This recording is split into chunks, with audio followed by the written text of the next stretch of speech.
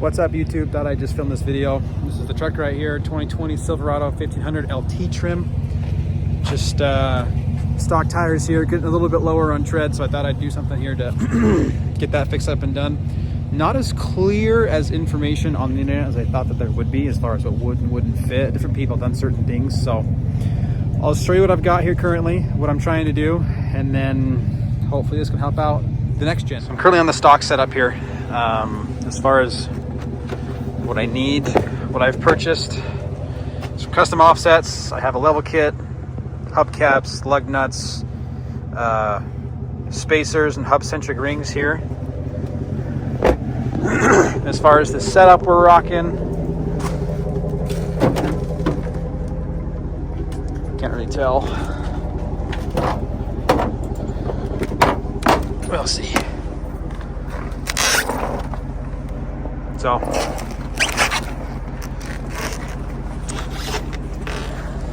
Maverick wheels.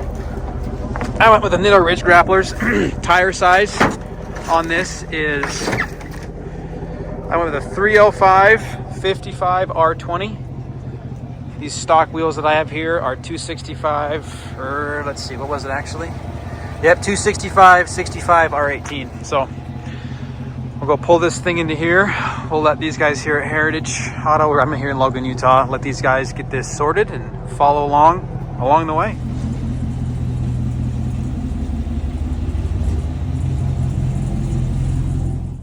Now, I did not end up actually installing the spacers. They made the rub far worse than it is without them.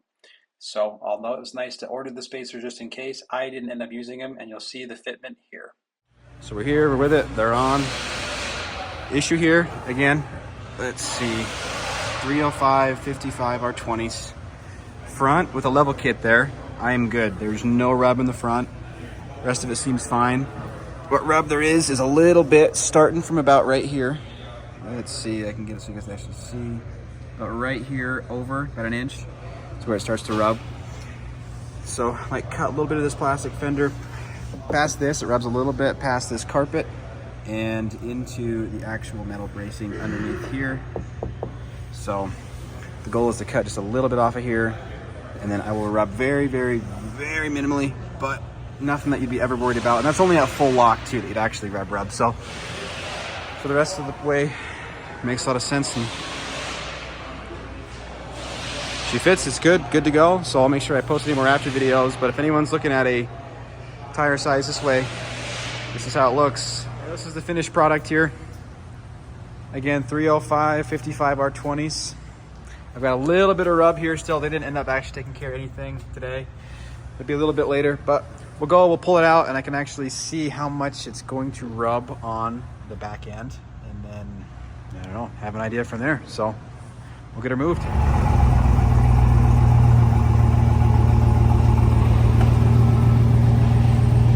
Hopefully they torqued the wheels. I said they did.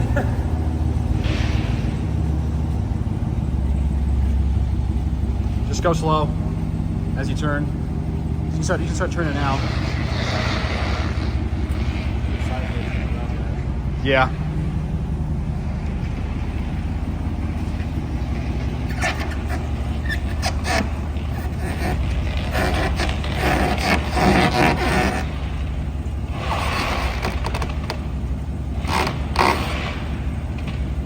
Here, go.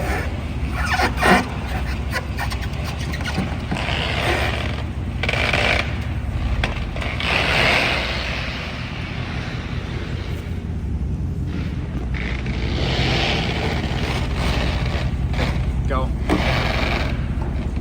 Turn it a little bit sharper. A little bit sharper.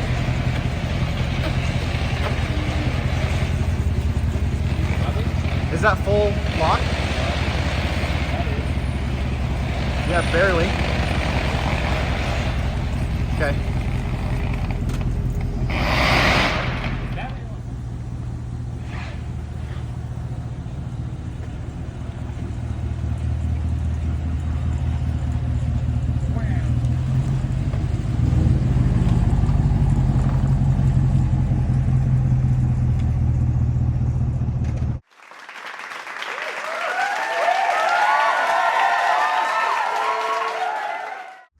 random update here. We have a cut, different scenario versus what you guys saw earlier. Just wanted to kind of finish up here with what it looked like. Shop had them on. Things were good until they aligned it.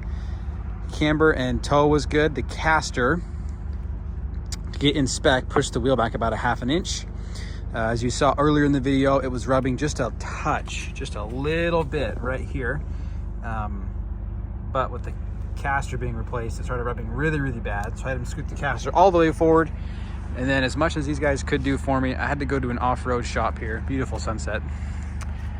An off-road shop, and what they were able to do, very simple, not the most amazingly looking good thing in the world, but it gets the job done. As you can see here, they took and they cut out from here over out of this mud flap, and then this is what it was covering, is where it looks a little bit discolored right here. They took that and just tucked it back a little bit there, and then they took my caster, well, I guess the rest of the elements really, and got it aligned so my caster is within spec and everything else is ship shape there. And they did some of the same for the front, so you can see a little bit how they've pulled it off of the tabs right there where it used to be, which was here and there, and pushed it in that way. So along with that, what I also had them do was install a 1-inch rear level as well. So the 2 inches in the front and then the 1 inch in the rear gets me where I need to be so that the truck's perfect level, and it's good to go that way. Obviously no fitment issues. The rear level kit I can try to link down below, but it was the MotoFab 1-inch rear level. And then for now, I've just gone with a Rough Country 2-inch front level pucks, but I've heard bad things about those over time, so I will probably get a new one of those to replace it. But in the end, things worked out ship shape. We're good, we're fine. Looks and runs great.